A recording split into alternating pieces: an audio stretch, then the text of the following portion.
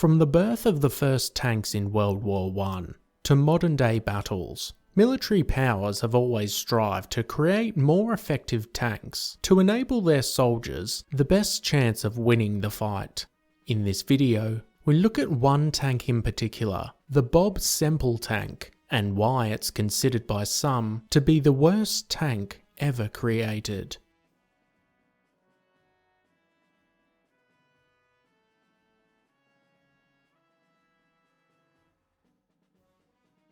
Robert Semple, mostly known as Bob, was born in Australia in 1873. He would eventually make his way to New Zealand and into the political arena.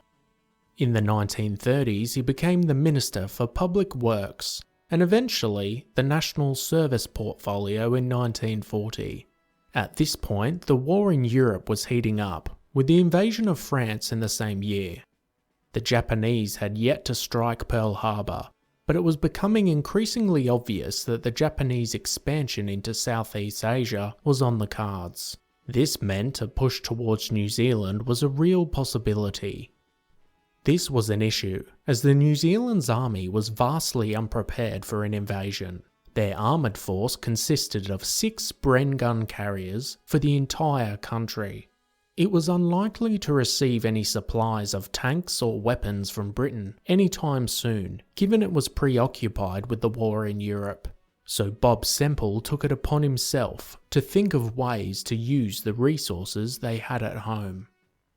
One such idea was to use a tractor as a starting point and then build a tank around it. The Public Works Department had about 80 D8 Caterpillar tractors, which it could use if it came to an invasion. The armoured structure consisted of 8mm thick plate, which was covered with an additional 12mm thick corrugated steel plate. A turret was affixed on top, which initially was intended to have a 37mm gun. However, the only supplies for that were in the US, and with no way of obtaining them anytime soon, a Bren gun was used as a substitute.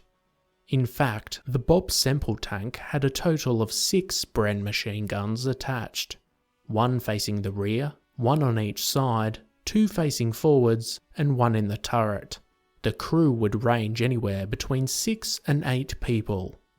Its overall weight was around 18 tons, or 16,000 kilograms. The tank would undertake a number of tests. Some weaknesses in the armour around the machine gun fixtures were noted, but overall it wasn't too bad for small arms fire, even at close ranges.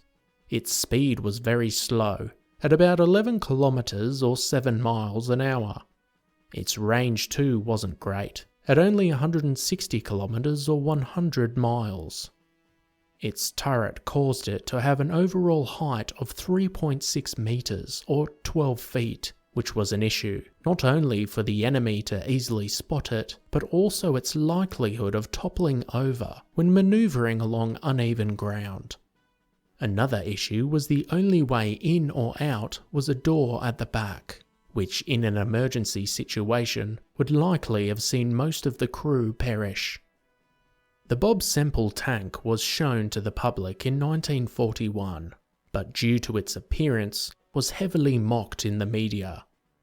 Bob Semple himself was quoted as saying, "That tank was an honest-to-God effort to do something with the material at our disposal.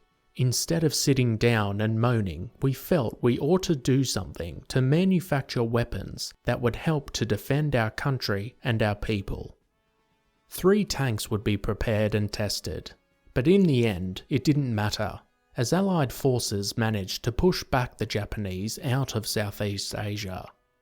We will never know how well the Bob Semple tank would have performed on the battlefield.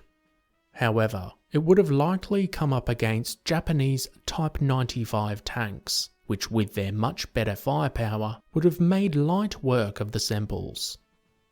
As silly as the tank looked and performed, it was still a great example of the thinking and ingenuity at the time when faced with the prospect of war.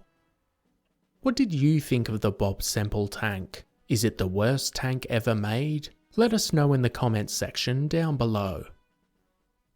As always guys, thanks for watching. Be sure to hit that subscribe button if you want to expand your knowledge and join the growing Premier History community.